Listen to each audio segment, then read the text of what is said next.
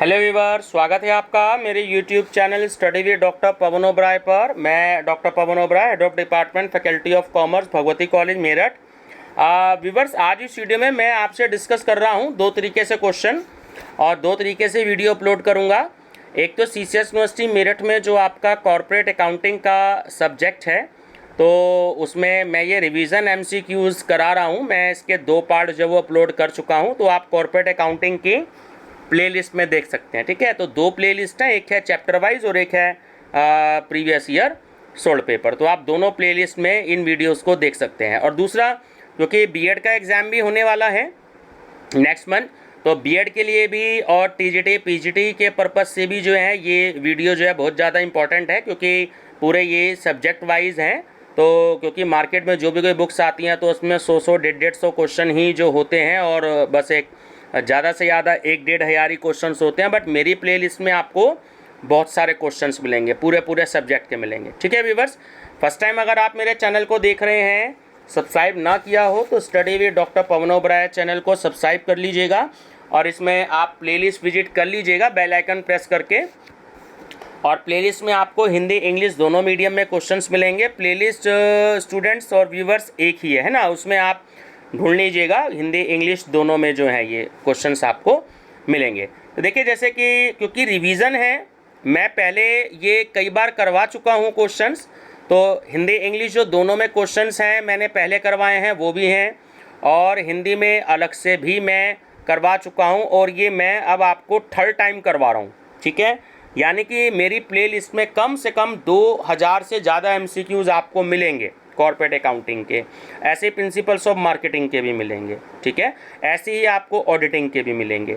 तो आप अच्छे से अपना रिवीजन करिएगा। और बीकॉम के एग्ज़ाम वैसे भी जो है वो 22 जुलाई से स्टार्ट हैं, सब्जेक्ट चॉइस भी है आपकी। तो जोन सा भी आपको अच्छा लगे, ऑडिटिंग या कॉर्पोरेट अकाउंटिंग, आप उसकी तैयारी कर सकते हैं। ठीक है व्यूअर्स, चलिए स्टार्ट करते हैं रिवीजन। तो मैं आंसर जल्दी जल्दी बताऊंगा, नहीं तो वीडियो बहुत ज़्यादा टाइम की हो जाती है, आप लोग अंदाज़ा लगा लीजिएगा, है ना, कि क्या आंसर है। क्वेश्चन नंबर फर्स्ट है कि ऋण पत्र भाग होता है, तो वो ऋण का होता है। ऋण पत्र है, ऋण पत्र जो है वो ऋण का प्रमाण पत्र होता है। ठीक है, साधारणतः ऋण पत्र होते हैं सुरक्षित। ऋण पत्र पर ब्याज होता है, तो देखिए ब्याज की जो है इंटरेस्ट की एक निश्चित दर होती है, फिक्स रेट होता है। कंपनी के लिए अधिमूल्य पर ऋण पत्र का निर्गमन है, तो वो है आपका पूंजीगत प्राप्ति।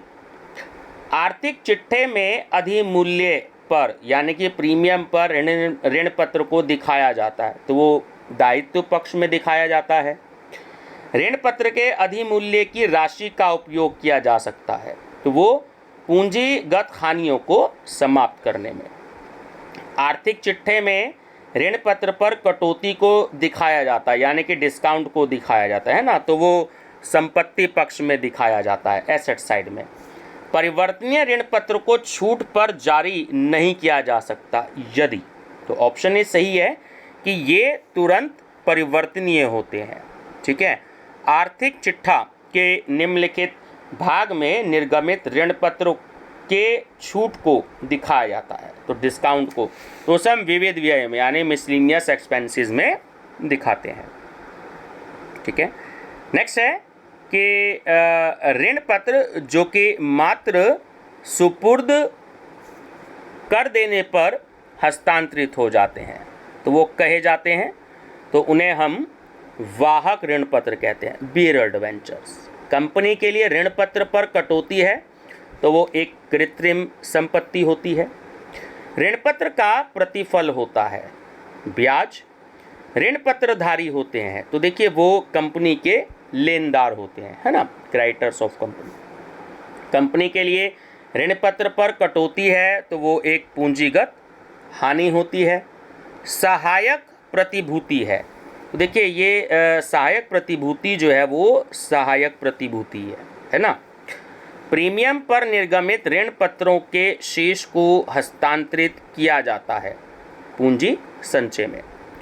यदि विक्रेताओं को 5 लाख रुपए की शुद्ध संपत्तियों के प्रतिफल के बदले 4,50,000 रुपये के ऋण पत्र निर्गमित किए जाते हैं तो शेष 50,000 रुपये किस खाता में नाम किया जाएगा? तो वो पूंजी संचय खाता में किया जाएगा। बैंक से लिए गए ऋण के लिए ऋण के लिए ऋण पत्रों को सहायक प्रतिभूति के रूप में निर्गमित करने पर किस खाते को हम डेबिट करेंगे? तो वो होगा हमारा डिवेंचर सस्पेंस अकाउंट, ऋण पत्र 29 खाता। कंपनी के समापन पर ऋण पत्र के मूलधन की वापसी होती है तो वो सबसे बाद में होती है। ठीक है। ऋण पत्र प्रतिनिधित्व करता है तो वो कंपनी के दीर्घकालीन ऋण का। ऋण पत्र पर ब्याज दिया जाता है निश्चित दर से। ऋण पत्रों के निर्गमन की स्थिति में अभिकोपन कमीशन नहीं बढ़ सकता 2.5% से। एक्स लिमिटेड ने 4 लाख रुपए पुस्तकीय मूल्य की मशीनरी क्रय की और प्रतिफल का भुगतान 100 रुपये वाले 10% डिवेंचर्स को 20% की छूट पर निर्गमित कर किया गया था। तो जो हमारा डिवेंचर खाता होगा उसको क्रेडिट किया जाएगा, तो उसको जो है 5 लाख रुपए से क्रेडिट किया जाएगा। एक ऋण पत्रधारी प्राप्त करता है तो ब्याज करता है और वो भी स्थायी दर से ब्याज करता है। ठीक है। शेयर होल्डर्स जो है वो डिविडेंड लेते हैं। ऋण पत्रों के निर्गमन पर हानि को सामान्यतः अपलिखित किया जाता है तो वो शोधन की अवधि तक किया जाता है। जब ऋण पत्रों को सहायक प्रतिभूति के रूप में निर्गमित किया जाता है तो कौन सी प्रविष्टि की जाती है? तो देखिए इसमें 2 तरीके हैं, या तो debenture suspense account to debenture account किया जाता है या कोई भी प्रविष्टि नहीं की जाती है। तो ऑप्शन सी करेक्ट है, ए या बी। जब ऋण पत्रों को सहायक प्रतिभूति के रूप में निर्गमित किया जाता है तो ब्याज दिया जाता है। देखिए तब कोई ब्याज ही नहीं दिया जाता। ठीक है। जब ऋण पत्रों को सहायक प्रतिभूति के रूप में निर्गमित किया जाता तो कोई भी ब्याज नहीं दिया जाता। एक कंपनी ने 100 रुपये वाले प्रत्येक 1,12% ऋण पत्रों को निर्गमित किया तो ऋण पत्रों पर ब्याज की राशि होगी तो वो होगी हमारी 12 लाख रुपए। ऋण पत्रधारी कहे जाते हैं तो लेनदार कहे जाते हैं। कंपनी के आर्थिक चिट्ठा में ऋण पत्रों को शीर्षक में दिखाया जाता है तो दीर्घावधि ऋण में। जब सभी ऋण पत्रों का शोधन कर लिया जाता है तो ऋण पत्र शोधन कोष खाता के शेष को हस्तांतरित किया जाता है पूंजी संचय में। ऋण पत्र शोधन कोष निवेश खाता का नाममात्र और पुस्तकीय मूल्य क्रमशः 1,00,000 और 96,000 रुपये है ना। 10% प्रीमियम पर 30,000 रुपये के ऋण पत्रों का शोधन करने के लिए कंपनी ने 30,000 रुपये का नाममात्र मूल्य के निवेश को बेचा जो कि शोधन हेतु पर्याप्त था। तो विनियोग की बिक्री पर लाभ होगा तो वो होगा 4,200 रुपये का। ठीक है। अपना ऋण पत्र कंपनी के वे ऋण पत्र हैं जिसे सी कि कंपनी बाजार से खरीदती है और निवेश के रूप में रखती है। अपना ऋण पत्र ओन डिवेंचर्स को रद्द करने के लाभ को हस्तांतरित किया जाता है तो वो पूंजी संचय खाता में। जब ऋण पत्र का लाभ में से शोधन किया जाता है तो एक समतुल्य राशि हस्तांतरित की जाती है ऋण पत्र शोधन कोष खाता में। सर्वप्रथम शोधन कोष निवेश के लाभ को जमा किया जाता है वो ऋण पत्र शोधन कोष खाता में। निवेशों के विक्रय के बाद शोधन कोष निवेश खाता के शेष को हस्तांतरित किया जाता है वो शोधन कोष खाता में किया जाता है। जब ऋण पत्रों को छूट पर जारी किया जाता है और प्रीमियम पर शोधन किया जाता है। निर्गमन के समय निम्नलिखित खाते में से किसे नाम किया जाता है? ऑप्शन सी निर्गमन पर हानि का ऋण पत्र खाता। सेबी के मार्गदर्शन के अनुसार शोधन के पूर्व ऋण पत्रों की राशि के कितने प्रतिशत से ऋण पत्र शोधन कोष का सृजन करना होगा? ठीक है, बहुत इंपॉर्टेंट क्वेश्चन है। तो वो होगा 50%। ऋण पत्रों के शोधन पर प्रीमियम खाता है, कई बार आया हुआ है ना। तो व्यक्तिगत खाता, पर्सनल अकाउंट। सिंकिंग फंड हमेशा दिखाता है जमा। ध्यान रखिएगा, ये दोनों क्वेश्चन इकट्ठे आए हैं और मैंने कई बारी बताए हैं सीसीएस यूनिवर्सिटी मेरठ में। सिंकिंग फंड जो है ना वो हमेशा जमा दिखाता है, ठीक है, यानी कि क्रेडिट बैलेंस। और सिंकिंग फंड निवेश हमेशा नाम दिखाता है, डेबिट बैलेंस। ध्यान रखेंगे। खुले बाजार से क्रय किए गए ऋण पत्रों को यदि तुरंत रद्द नहीं किया जाता तो यह है, तो एक निवेश हो जाता है। असंचयी शोधन कोष पद्धति में शोधन कोष निवेश से प्राप्त ब्याज को दिखाया जाता है लाभ हानि खाते में। ऋण पत्रों के शोधन पर अधिलाभ खाता है, तो वो एक दायित्व होता है। अपना ऋण पत्र को रद्द करने का लाभ है, तो वो होता है पूंजीगत लाभ। सिंकिंग फंड निवेश पर ब्याज को क्रेडिट किया जाता है सिंकिंग फंड खाता में। ऋण पत्रों के शोधन के संदर्भ में सेबी के दिशा निर्देश हितों की रक्षा करते हैं ऋण पत्र धारकों के। सिंकिंग कोष एक भाग है, तो वो संचय और आधिक्य का है, ठीक है, रिजर्व एंड सरप्लस का। निवेशों की वसूली यानी कि विक्रय के बाद सिंकिंग फंड निवेश खाता के शेष को हस्तांतरित करते हैं, वो सिंकिंग फंड खाता में। जब ऋण पत्र को सममूल्य पर निर्गमित किया जाता है और प्रीमियम पर शोधन करते हैं, तो ऐसे निर्गमन पर हानि नाम करते हैं, ठीक है।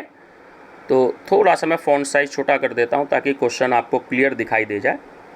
चलिए, अब क्लियर दिखाई दे रहा होगा, लाइन पूरी आ रही होगी। चलिए, अब बिल्कुल क्लियर होगा, है ना।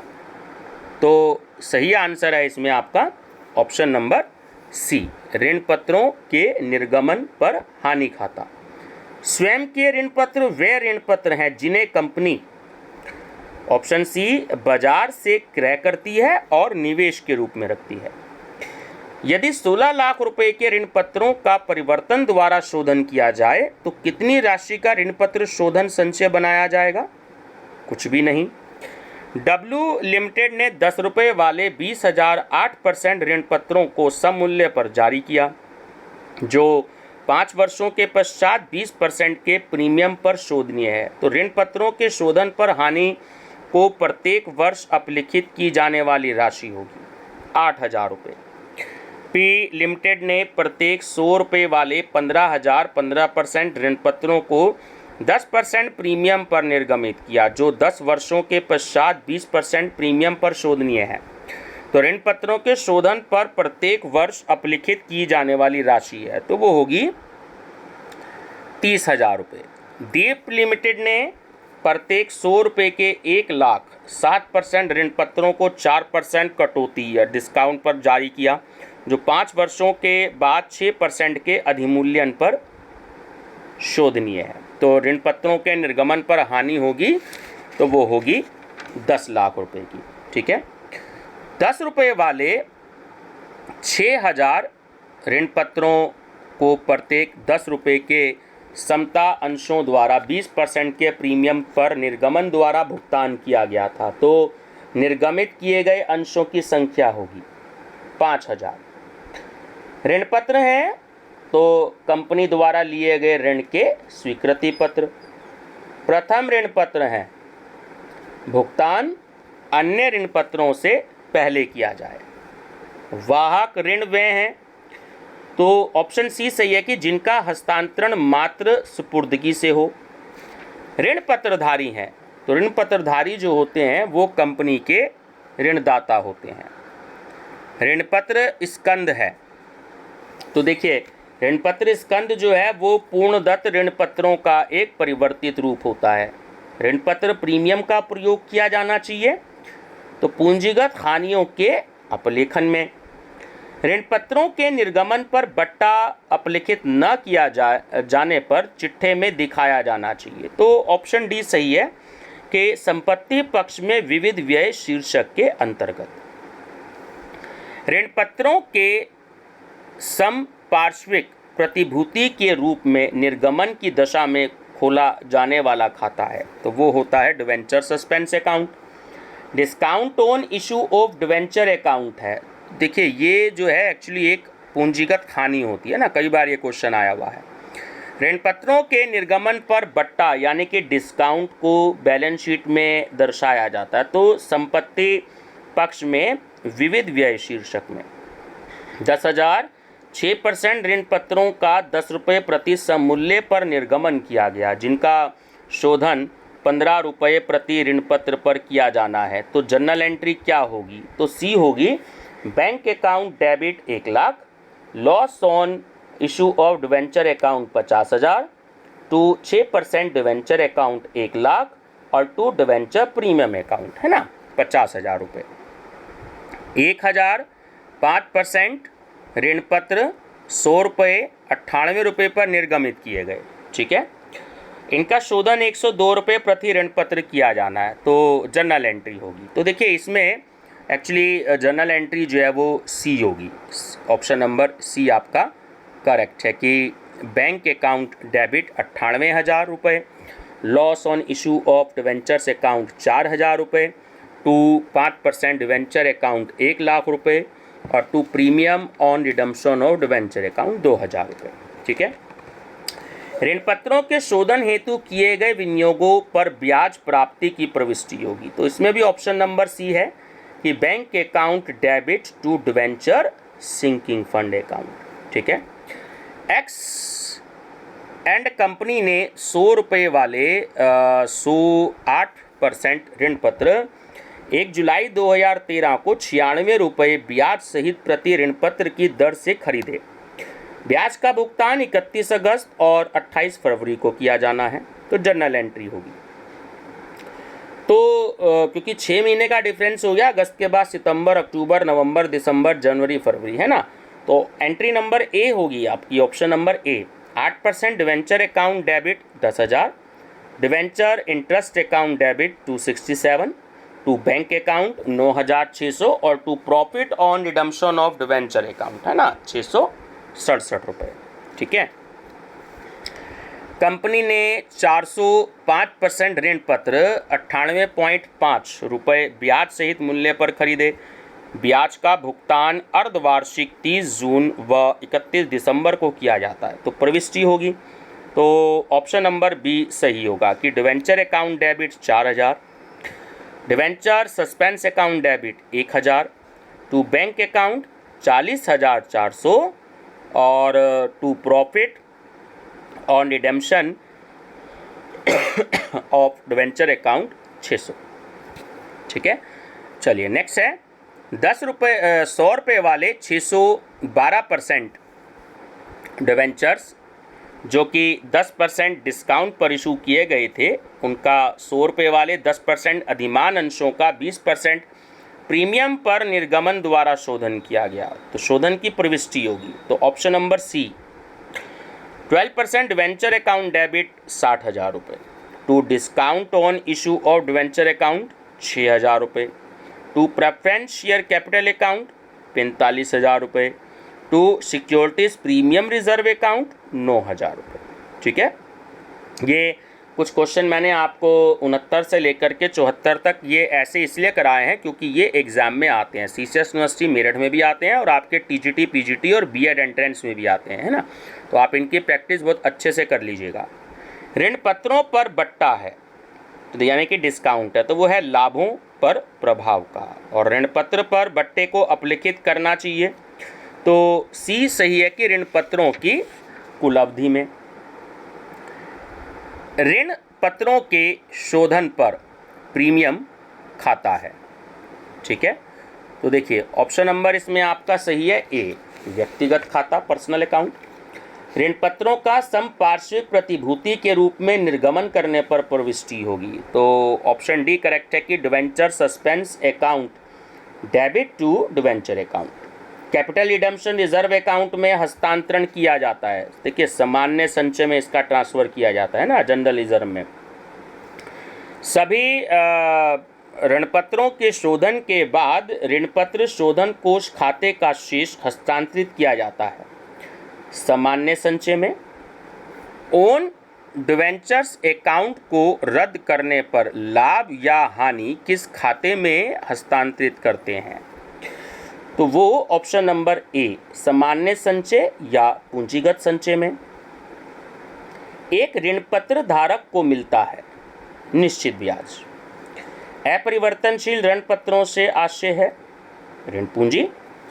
ऋण पत्रों का शोधन किया जा सकता है। देखिए, खुले बाजार में क्रय द्वारा भी, अंशों में परिवर्तन द्वारा भी और ऋण पत्रों में परिवर्तन द्वारा भी। तो सही आंसर है ऑप्शन डी, उपयुक्त सभी।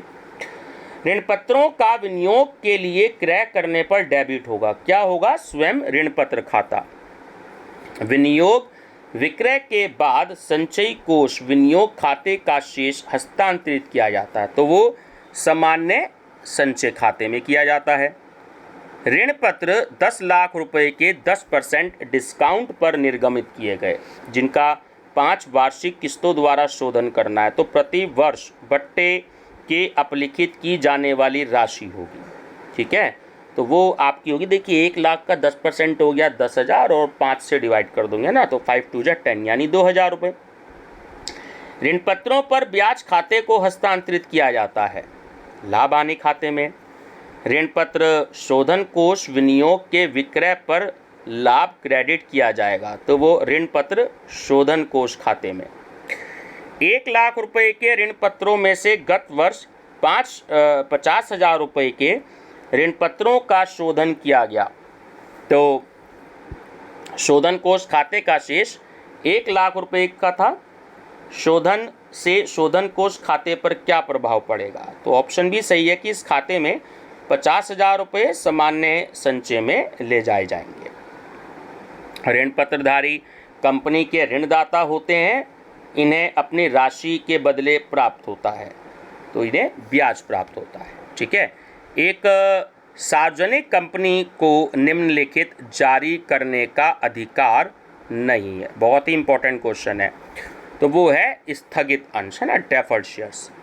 ऋण पत्रों के शोधन कोष हेतु नए ऋण पत्र बट्टे डिस्काउंट पर देकर परिवर्तन द्वारा शोधन किए, क्या सही है? तो इसमें ऑप्शन ए कि ऋण पत्रों के निर्गमन पर डिस्काउंट अकाउंट डेबिट होगा। 1,000 ऋण पत्र प्रति ऋण पत्र 100 रुपये 5% प्रीमियम पर शोधित किए गए, तो शोधन हेतु 100 रुपये वाले अधिमान अंश 5% प्रीमियम पर दिए। ठीक है, तो अंशों की संख्या कितनी होगी? तो वो होगी 1,000। विनियोग हेतु खरीदे गए ऋण पत्रों की स्थिति में ओन्ड वेंचर्स अकाउंट डेबिट किया जाता है, तो वो क्रय मूल्य से किया जाता है। विनियोग हेतु खरीदे गए ऋण पत्रों पर रद्द करने या बेचने पर लाभ हो, तो ऐसा लाभ हस्तांतरित किया जाएगा, तो वो सामान्य संचय में। ऋण पत्र शोधन कोष हेतु राशि चार्ज की जाती है, तो वो लाभ हानि नियोजन खाते से। एक कंपनी क्रय नहीं कर सकती स्वयं के अंश, ध्यान रखिएगा। ठीक है, स्वयं के अंश। ऋण पत्र शोधन से विनियोग खरीदने पर क्रेडिट होगा, वो होगा बैंक अकाउंट, ऑप्शन ए। और क्रय प्रतिफल यानी परचेज कंसिडरेशन है 28,80,000 रुपये। भुगतान में ऋण पत्र दिए 80 रुपये प्रति और 10 रुपये प्रति ऋण पत्र प्रीमियम, तो निर्गमित ऋण पत्रों की संख्या होगी, तो वो होगी आपकी 32,000 रुपये। ठीक है व्यूअर्स, और ये देखिए इसके नीचे अलग से जो है आंसर शीट है जो मैं आपको प्रोवाइड करा रहा हूँ, तो आप पॉज करके देख लीजिएगा। और अगर किसी को इसके प्रिंट चाहिए तो मैं आपको केवल 100 रुपये आपसे अकाउंट में आपको जमा करने होंगे, तो मैं आपको जो है उसमें लगभग 400 से 500 MCQs जो हैं वो मैं आपको प्रोवाइड कराऊंगा। ठीक है ना, तो काफ़ी सारे क्वेश्चंस हैं मेरे पास इसके, तो अगर आप चाहें तो परचेज भी कर सकते हैं। नीचे डिस्क्रिप्शन बॉक्स में जो व्हाट्सएप नंबर दे रखा है तो आप उस पर मुझे कॉल कर सकते हैं और उसके बाद आपके व्हाट्सएप नंबर पर वो क्वेश्चन जो हैं आपको सेंड कर दिए जाएंगे। ठीक है व्यूअर्स, तो वीडियो पसंद आया तो लाइक शेयर सब्सक्राइब करते रहिएगा और अपने फ्रेंड्स को भी बताते रहिएगा, और मैं और इसमें रिवीजन के क्वेश्चंस आपको कराता रहूँगा time to time. Thank you viewers.